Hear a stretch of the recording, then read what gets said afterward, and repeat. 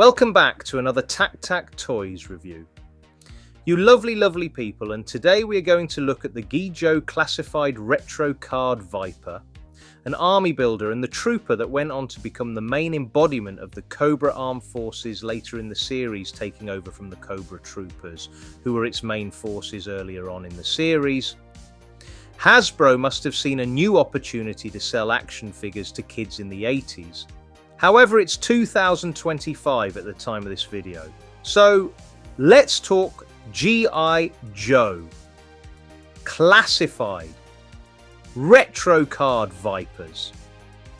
So make yourself comfortable and welcome back to TAK Toys.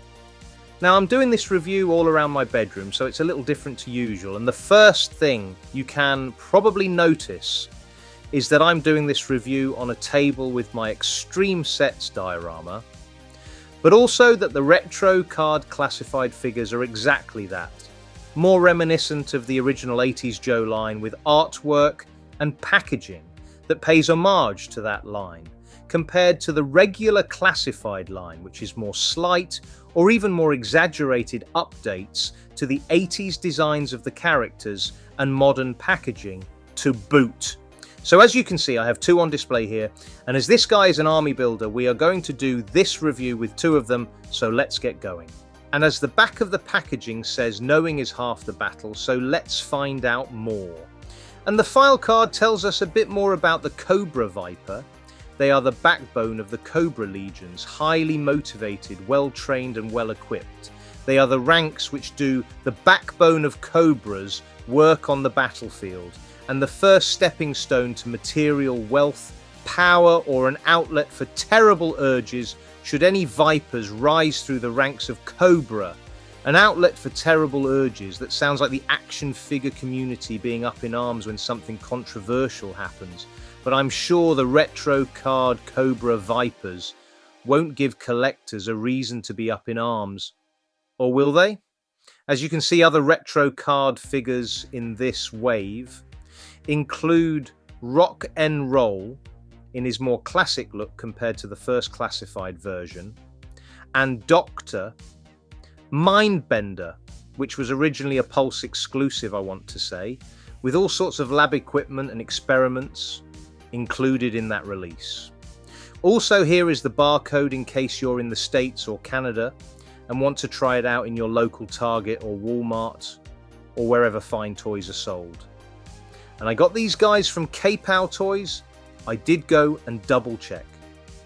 They are sold out now. And they might be sold out at all UK independent retailers.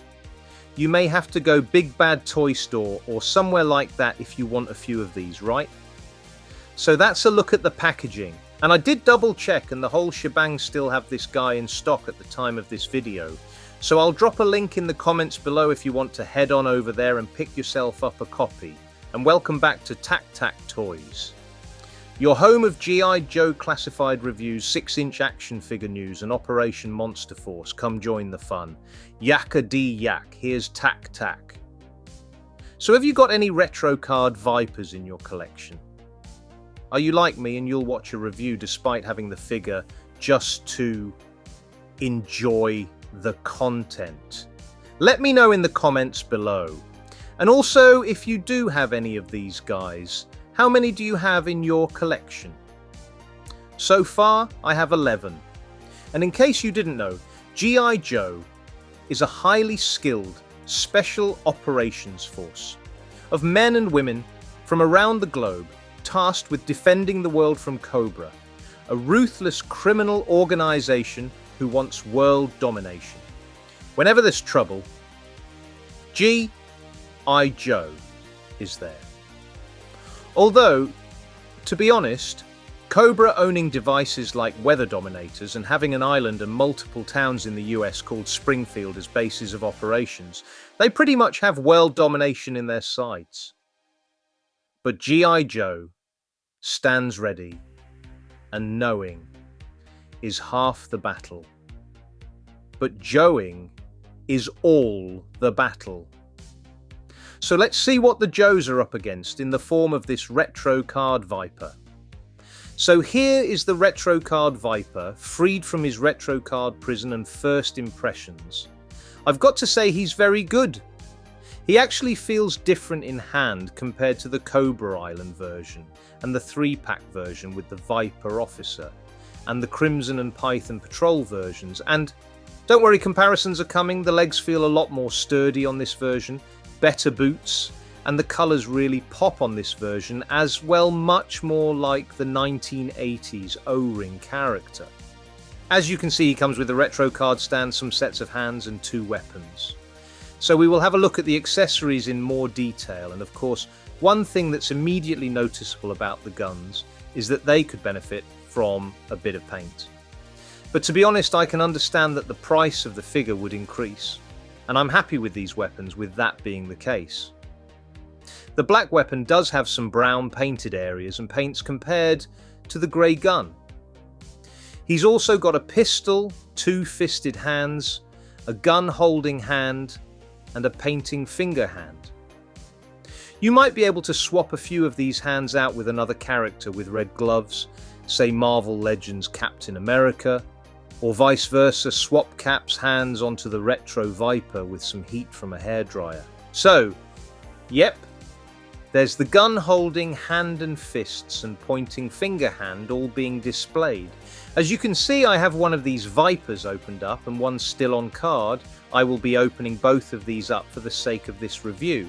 And something to notice as well, straight away, this version of the Viper is pinless, which other previously released versions were not, but we will get into that more in the comparisons section. As I say, this guy is still available on the whole shebang at the time of this video, and I'll leave a link in the comments below. I got mine from Kapow, and a huge thanks to Andy, Matt and the team for these Vipers. Unfortunately, they are sold out now on Kapow.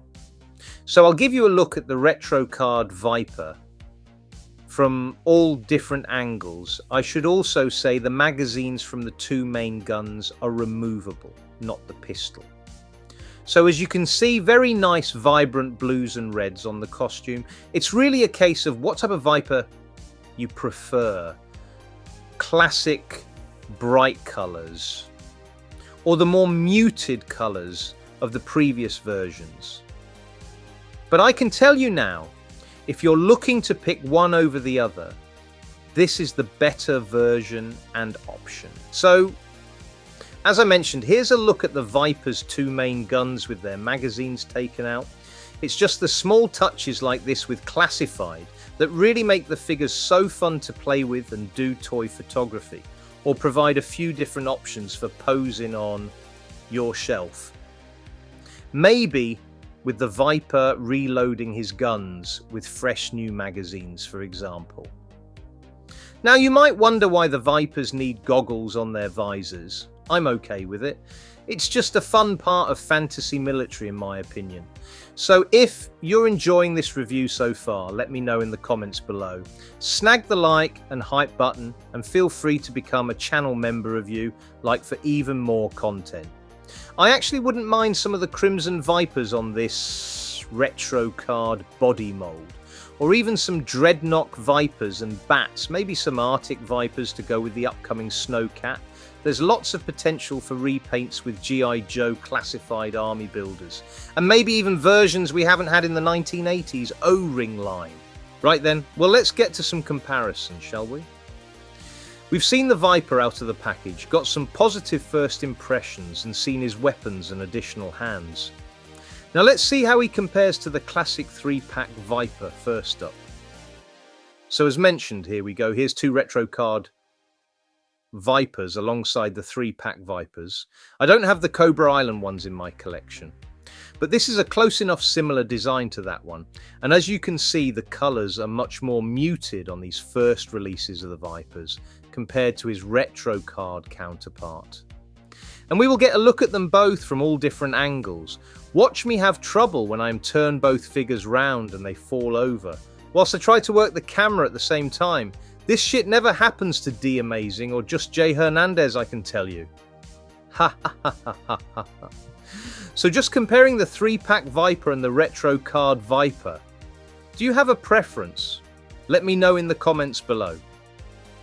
So there we go, right on cue, all the Cobra Commander's horses and all the Cobra Commander's men couldn't stand up when Tac Tac Toys did another action figure review again.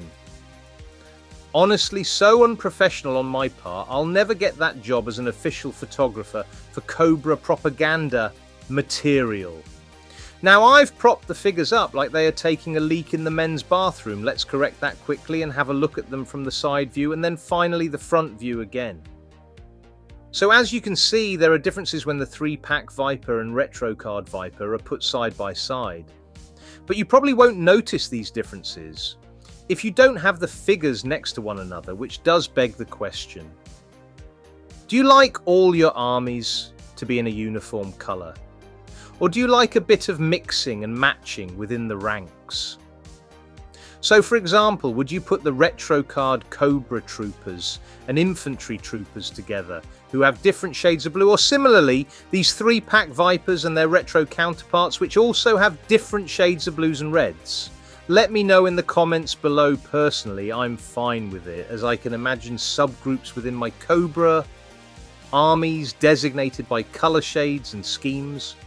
And speaking of subgroups, here is the Crimson Viper alongside the Retro Card Viper. Again, the Crimson Guard Viper is on the older Viper mould, which has pins. The Retro Viper benefits from being pinless, which always helps with the sturdy legs and a better new body mould all round. So, we are diving head first into a bit of a Viper pit here, and in my head canon the Crimson Vipers and Crimson Forces serve the Crimson Twins, who have their own best interests at heart in my lore. I feelingly would like some more Crimson Forces. Obviously we have the Crimson BAT and Crimson Alley Viper. It's rumoured we will get the Crimson Immortal in 2026 maybe, but definitely at some point in the near future I actually wouldn't mind a Crimson Stinger for Tomax and Zamoth to drive. But perhaps that's something that the future can hold for us G.I. Joe classified collectors. Anyway, here is the Crimson Viper alongside the Retro Card Vipers. And I've not learned my lesson from the first comparison with the 3-pack Viper. This Retro Card Viper and Crimson Viper have both fallen over and now look like they are catching up on current events in the Cobra men's toilets. Honestly, I thought it would be a good idea to give 360-degree views of these different Vipers. But so far, all I've been successful in is action figures falling over and dodgy camera angles. Oh, well, I'd love to say it gets better with our next comparison, but you can just expect more of the same. So from the Crimson Viper, we then head on over to the Python Patrol Viper. Personally, these are my least favourite Vipers, as I find the colour scheme a bit gaudy. But hey ho, if the Alley Vipers can wear orange with accents and shades of blue into battle, then who am I to stand in the way of fantasy military units as they charge onto the battlefield? And actually, just looking at this Crimson Viper one last time, as I do another 360-degree twirl, I wouldn't mind a more vibrant cherry red Crimson Viper on a retro card. I know in the comics, the Starduster mini-series in particular, the Crimson Vipers captured Starduster to learn about his backpack for Cobra to build their own versions before Starduster managed to get his jetpack back and escape the Cobra base where he was captive. Anyway, let's take a look at the Python Patrol Viper alongside the retro card Viper. And yes, so here is the Python Patrol Viper alongside his retro counterpart. And I remember these Python Patrol Vipers looking quite cool in the DEEIC cartoon or DIC cartoon. But for some reason, for me, they don't translate as well into classified form. For some reason, I don't know why, it should be very toyetic. His uniform or underalls under the vest looks a bit like a sweater that was knitted for him by an elderly relative and he's decided to wear it into battle. But whatever your flavour of Viper, They do all bring something to the table if you are building out a Cobra army, but this retro Viper is the best of them all by a country mile. So I've always liked the classic Viper design. As I mentioned before, these guys became the backbone of the Cobra army in the Serpentor era. I'd actually like to get one of these guys and put them in the main display as a defector to the ranks of G.I. Joe. That's basically what Mercer did, and a head pack that could fit on these retro Vipers would be cool for something exactly like that. Or of course, you could do a few head swaps with characters like Retro Card Flint, or if we get a new shipwreck on Retro Card, as classified figures all now have the same size ball peg at the neck for exactly that purpose. So make your own Flint or Shipwreck undercover. I think it was Shipwreck anyway, I'm pretty sure it was Flint. And if you have been reading the Enegon Universe G.I. Joe comics, you can do the same thing if you have more than one vamp and have a spare clutch head. And we've had a look at a few different Vipers compared to the Retro Card Viper. Now let's check out the Retro Card Viper articulation. And feel free to let me know what Vipers you have in your collection, what Cobra troops you have in your collection, and how many. Are you a Cobra trooper or Cobra Viper guy or something else altogether? Let me know and let's discuss. So the head and helmet doesn't look up and down very much. It does go round in a 360-degree motion. If you fancy some adventures where the Viper breaks his neck, arms go out to a T-pose very smoothly, butterfly joints and double-jointed elbows, 360 wrist rotation and wrist hinge, the vest does hinder ab articulation, drop-down hips, thigh cuts and double-jointed knees, and boot cuts and ankle rockers. So the articulation is much improved from previous Viper releases, despite it all being standard G.I. Joe classified articulation. I know D Amazing modded the neck joint on his ones in his review, and so you can do stuff like that. The vest separated from the belt gives better ab crunch and ab articulation, better arm articulation and butterfly joints, and I immediately noticed the legs were better on the Retro Viper, as they were sturdier compared to his previous versions. Generous ankle pivot, and he poses really well. I'm not a great action figure poser, but D Amazing does a great job in his video showing some poses with this Viper in action. So there you go, just checking out the articulation once again, giving it a second look, the thigh cuts, double jointed knees, and ankle pivots. So a great range of articulation that you can expect. A vac metal visor would a nice touch like Cobra Commander, just throwing that in there. One thing to note, the ball joints on the old Vipers are different to the retro one, which might make articulation different. I'm thinking now I should have done an articulation comparison. Oh well, that's maybe an idea for a future video, although judging by my luck filming earlier in the video, I'd have figures falling all over the place. So do you pose your figures in your display or have them in vanilla poses? I tend to have a lot of vanilla poses with a few posed up here and there. I do play with my figures in little battles, so I do like articulation, but I can play with single jointed elbows and knees as well as double jointed ones. But this Viper has some nice range for toy photography, posing in the Cobra ranks, and more. And then let's come back to the comparisons, and let's have a look at the G.I. Joe classified retro card Viper next to some enemies at work to begin with. So here is the Cobra Retro Viper next to G.I. Joe classified Slaughter's Marauders. Sergeant Slaughter, and I probably said this in my dial tone review, but I was surprised at how much I like this version of Sergeant Slaughter. And I have the main look Slaughter in the main collection. He's one of the bigger and beefier Joes. And of course Mercer is an ex-Viper who's part of Slaughter's Renegades. So say Slaughter is used to dealing with Vipers on his watch, whether they are on his side of the battlefield or the enemy within his sights. And let's go from Sergeant Slaughter to a fellow Joe Bazooka as backup against the retro card Vipers. So Bazooka doesn't have Alpine, his best pal, to back him up in this comparison, And like Sergeant Slaughter, Bazooka is a bigger character, so you can again see how a standard sized character like the Viper stacks up alongside Bazooka. We could actually do with a heavy weapons Viper armed with a bazooka to take on some of the Joes who rock the bigger guns, like Bazooka or Heavy Duty.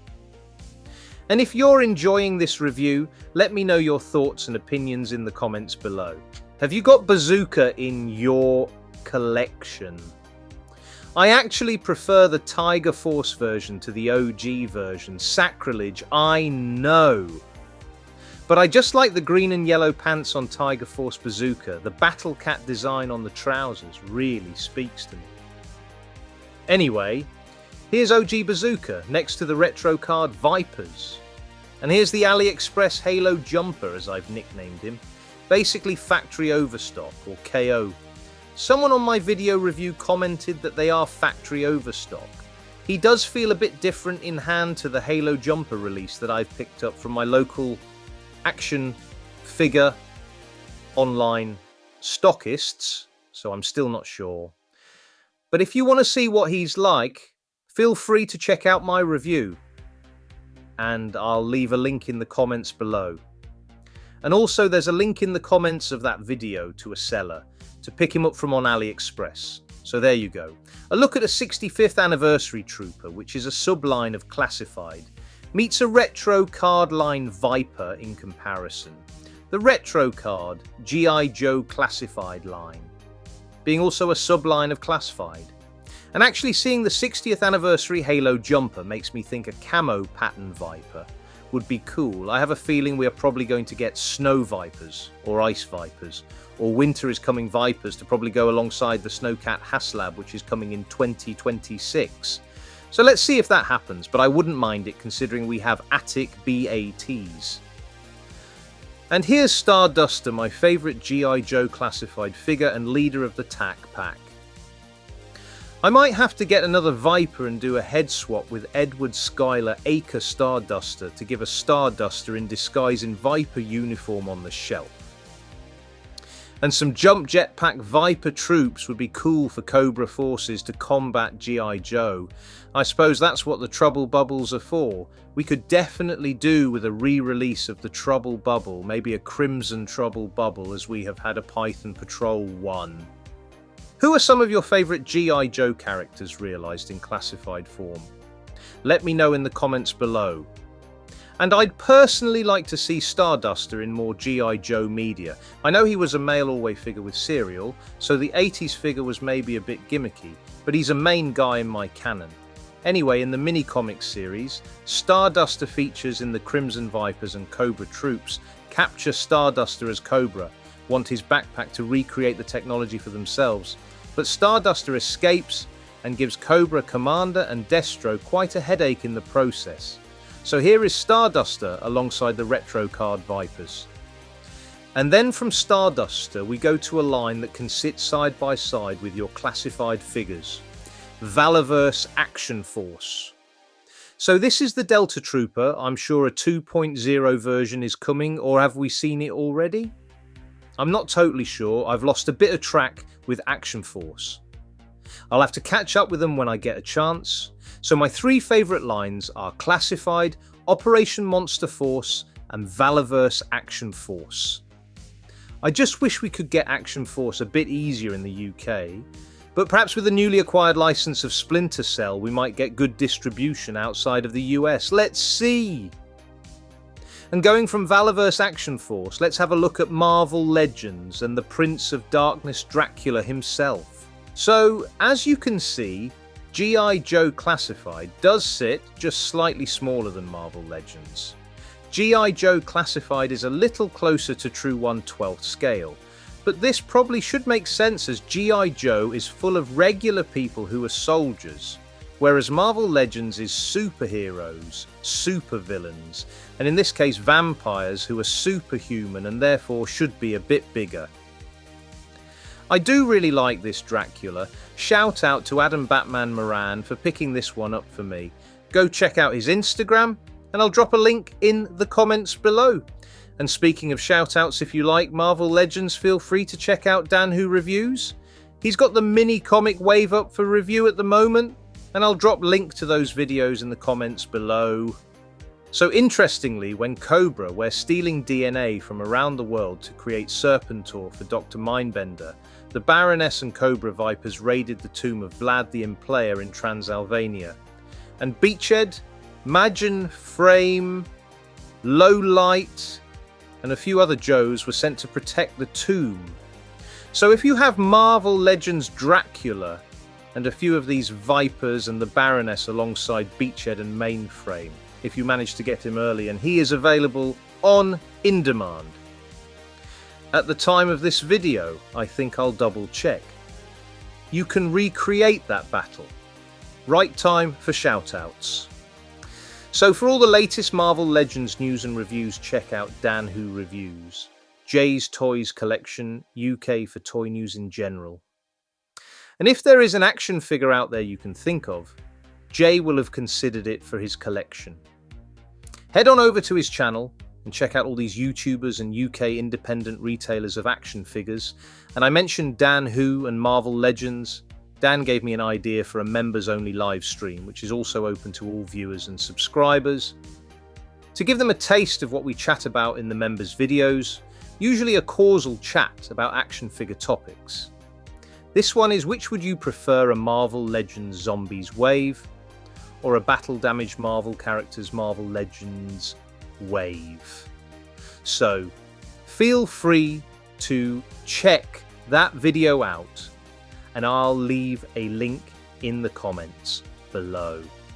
As I mentioned, I picked up the Retro Card Viper from Kapow Toys, but he's still available at the whole shebang. Links in the comments. And then from Marvel Legends to Mattel DC Multiverse. No, it's not a world exclusive. I don't have the 2026 Mattel DC figures in hand for a first look. These are the Collect and Connect figures from Mattel just before the license passed over to McFarlane. And as you can see, Mattel were just starting to get an articulation scheme similar to Marvel Legends. Hopefully this is a sign of what Mattel might have in store for us in 2026. And Kyle Vlodiger has gone from Super 7 over to Mattel, and he hinted that collectors will be very pleased with what Mattel will be offering with the DC license in 2026, so that sounds quite exciting. Here is Mattel Kingdom Come Superman next to the Retro Card Vipers. And you'll believe a man can fly to a galaxy far, far away as we go from Mattel Superman to Star Wars, the Black Series in our next comparison with the G.I. Joe classified Retro Card Vipers. And here we have a clone trooper busy hunting Jedi with a Cantina band member behind him randomly. So this clone trooper doesn't have much time for this review, and the Vipers are busy with their hands full combating G.I. Joe to assist the clone troops. So we go from Black Series, which is of course another Hasbro line and is more true 1/12 scale, or at least closer to it compared to Marvel Legends. And from Star Wars we go to the NECA Predator, which seems like a natural choice to combat military action figures. In space, no one can hear you scream. Oh wait, that's not right, we'll want some candy. Grab some candy whilst we head over to the next comparison. And of course the Predator has fought Wolverine in the comics, and it's CT Toys Wolverine we will be looking at next. NECA seemed to have gone a bit quiet on the Predator front. 52 Toys will be giving us a very stylized Predator, and keep an eye on my Flicks and Figs videos for more information on 52 Toys releases, and let's go from NECA Predator to CT Toys Wolverine Bub. And of course, Wolverine should be a bit smaller than your standard 6-inch action figures. And if you want some army builder cannon fodder for Wolverine to tear apart in your toy photography, the Retro Card Vipers are a fairly good and fun choice. And why haven't we gotten a Marvel or G.I. Joe crossover with Teenage Mutant Ninja Turtles for that matter? Well, we may not have it in comics or video games yet, but we have Marvel Comics characters and G.I. Joe battle it out with Teenage Mutant Ninja Turtles in action figure form.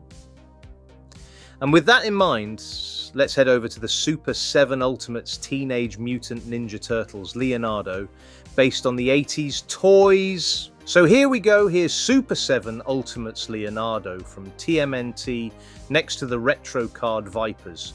And the appeal of these figures is that they are scaled up versions of the 80s toys. And I mean that for both the Super 7 Ultimates Turtles and the Retro Card Classified Vipers. So that's it. But there is a special treat now at the end of the video. You can see the Retro Card Vipers alongside my custom Vipers, and I have a video on the channel for my custom Vipers. I'll drop a link to that video in the comments below. So in terms of a rating for these Retro Card Vipers, I'm going to give them an 8.9 or 9 out of 10. A vast improvement over the previous Vipers. The neck articulation could be a bit better, but for me it's passable, and the vest is better than previous Vipers. Overall, this Viper poses and moves much better than his previous counterparts. So that's it. Tell me what you thought in the comments below, and until next time, enjoy those flicks and figs. Yo, Joe.